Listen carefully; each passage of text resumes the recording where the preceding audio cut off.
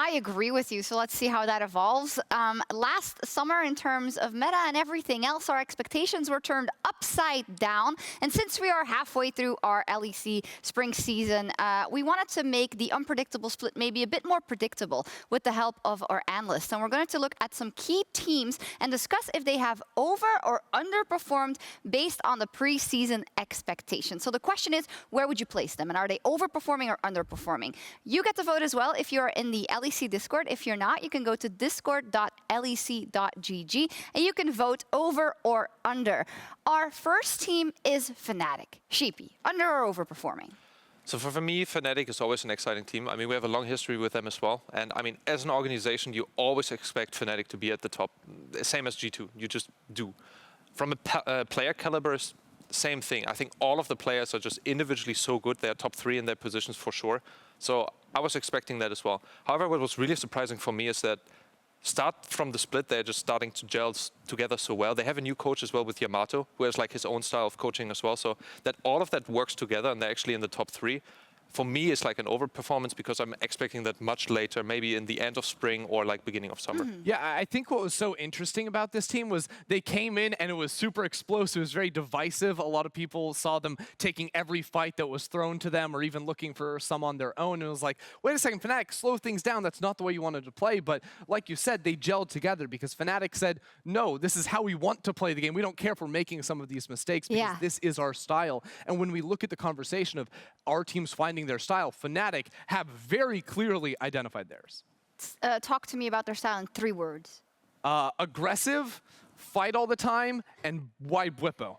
Those were a lot of words, and 2 of those meant the same thing. Fight all the time was 1 word. It was fight all the time, you know. Yeah, well, we see some examples here.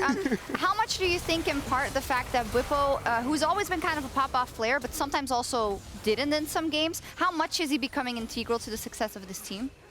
It feels like he's almost the entire team. His laning is just so dominant because in the past he'd have some mistakes here. He would lose some lanes when he goes in too deep. And now it just feels like even in games that Fnatic are losing, he's still walking out a lane with multiple kills. I mean, Vipul is just a standout player.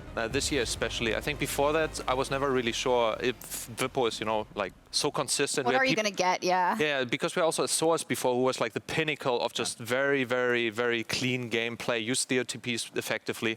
Now Vipul has stepped up. He was won multiple times All-Stars 1v1. He is just such an impressive laner. Really, he gets, I think, 11 solo kills or something like this, the highest ever. So, yeah, standout player. Yeah, pretty nuts. In terms of what people say on Discord, 650 people voted that they're underperforming. 270 voted that Fnatic is overperforming. I think that just goes to show that the expectations on this roster are extremely high. Let's move on to our next team. Misfits started at the top, and now they're here. They had a fantastic week 1. We were talking about Herod in the top lane that surprised to a lot of people. Vito with some pop-off performances, but it has fizzled since then.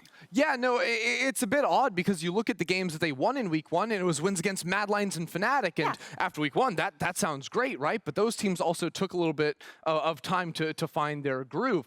And since then, Misfits have beaten 1 team and it's Astralis, and that is underperforming. That's really concerning for a team that put together, you know, Cobby Vander in the bot lane. That's supposed to carry them into the playoffs at least, right? You know, and work with the top side of this map. So for me, Misfits really have not found their groove yet, and that's concerning. Yeah, I mean, 100% underperforming for me.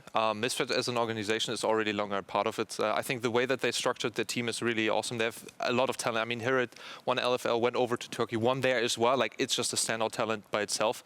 They have a good setup. They have 2 veterans. They have 3 rookies. They have staff that's already experienced in the LEC environment. So, I mean, I was expecting them to, for sure, like to be a playoffs team, and right now that they're falling out of this is kind of disappointing for me. Yeah, I mean, everything's there. You know, the tools are there for the team, the players are there, but I have to agree. I think underperforming so far. On Discord, people feel the same. 950 people voted under and 85% overperforming. And 85 people, not percent. Oh, right. Yes. That's the one. 160% and 85%. That's not how that works. All right, next up, XL. XL is such an interesting team to me. You know, know, they've been chasing those playoffs for so long, and they don't have the most impressive stats, but they're winning. I don't care if gold at 15 it's kills. Like minus, I don't care. I don't care if that looks bad. Their win rate's the only stat that matters, and they're doing good in that department. I think they've found this regular season formula of success. They just play for the team fights, play for the later game. Just to explain the graphic behind you, it's kind of the piano graph of their split so far, and all the teams at the top are the teams that they have been able to beat, but all the teams below that are the teams that they haven't been able to beat. And of course, you clearly see that it is the top dogs and the teams that are above them firmly in the standings that they need to take down, Sheepy. Yeah, to come back into I feel frame. like I'm a weatherman or something. Yeah. I don't know what's happening. I mean, what you can really clearly see here is that for me, they are the standout average team. They are really consistent beating the teams that are weaker than them, and they are not dropping off their performance in this game, where we have other teams like Schalke who's just like, well, maybe we win today, maybe we lose. Like, the strength of the enemy doesn't really matter. So it's really awesome to see Excel like finding their groove. And the good thing about this is you can build on top of this. If they slowly start racking up, you have a team that you can very comfortably say goes to playoffs. This week is going to be key for them, so I'm really looking out for them as well. Yeah, I agree with you, but overall, very impressive, I think. 1,050 people have said overperforming, 100 people have said underperforming. So that's, I mean, yeah, it is overperforming because we didn't expect them to win that much, and I hope they keep going on that echelon. Before we look ahead, though, towards week 5, let's see how the players themselves reflect on the first round robin.